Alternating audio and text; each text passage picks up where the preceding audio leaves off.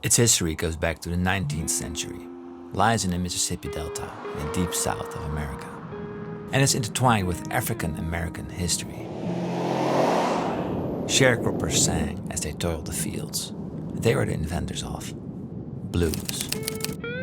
The lyrics and instrumentation are very characteristic. Blues is intuitive, emotional, and cathartic.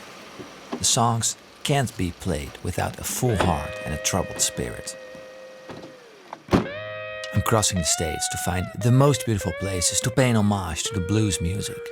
Here I am at Death Valley to play the tune Nobody Knows You When You're Down and Out. It's a blues standard about the fickle nature of fortune.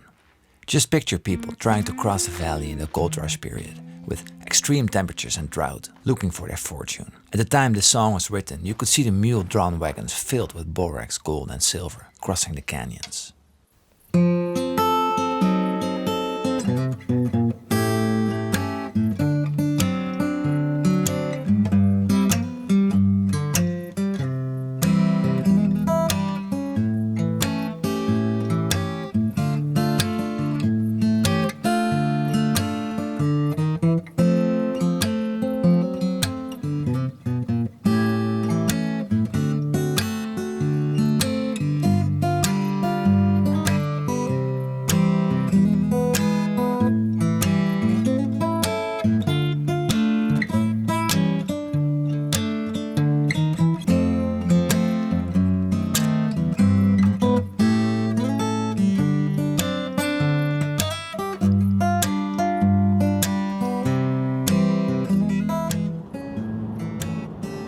Moving on. Much of the early music was never recorded, but the legacy of the earliest blues pioneers can still be heard in 1920s and 30s recordings from Mississippi, Louisiana, Texas, Georgia, and other southern states.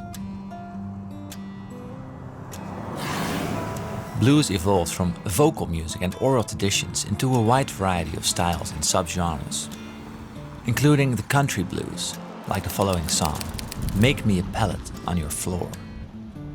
The origin of this blues standard is not entirely clear, but the earliest recording dates back to 1928 by Mississippi John Hurt, a Delta blues guitarist that started playing at age 9.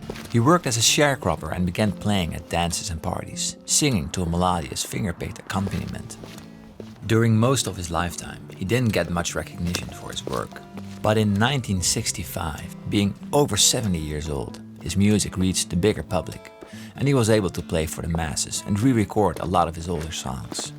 His fast, highly syncopated style of playing was meant for dancing, so don't be shy to get out of the chair and show me some moves. I'm in Sedona, a desert town in the middle of Arizona, surrounded by red rock buttes, steep canyon walls and pine forests. This astounding scenery proved to be the perfect location for a lot of the earliest Hollywood films up to the 70s, as well as for this video.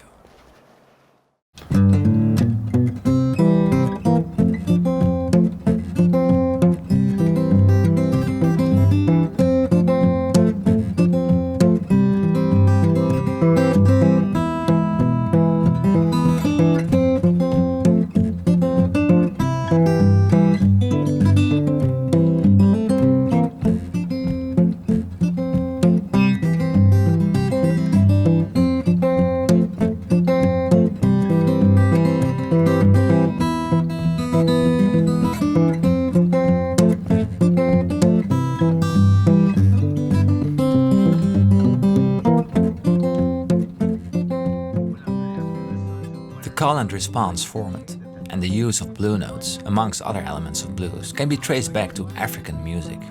It has its root in work songs, chants, and spirituals. European American music has also been an influence. Surrounded by cacti, just outside of Tucson, I'm playing for you the last piece of this triptych, Cocaine Blues. Cocaine Blues is a Western swing song written by Red Arnold, as a reworking of the folk song Little Sadie. There are multiple versions of this song, but they all come down to this. A man kills his girlfriend when under the influence of whiskey and cocaine and is sentenced for murder. One of the best-known versions is Reverend Gary Davis' arrangement, an 8-bar blues in C major. Townes Van Zandt performed this version in 1977. The story continues that he tried to escape to Mexico. I'm in Tucson, close to the Mexican border, in the Saguaro Park, named after the large cactus.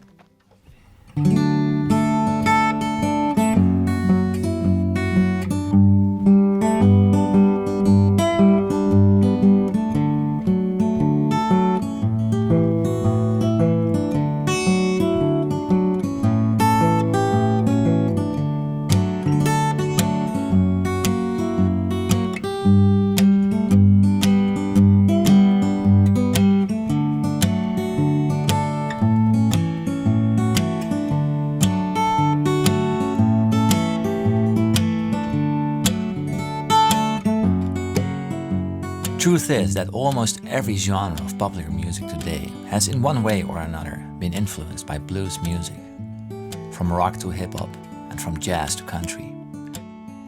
Without blues, it wouldn't have existed as we know it today. Let me leave you with this quote by Keith Richards. If you don't know the blues, there is no point in picking up the guitar and playing rock and roll or any other forms of popular music. Thank you for watching.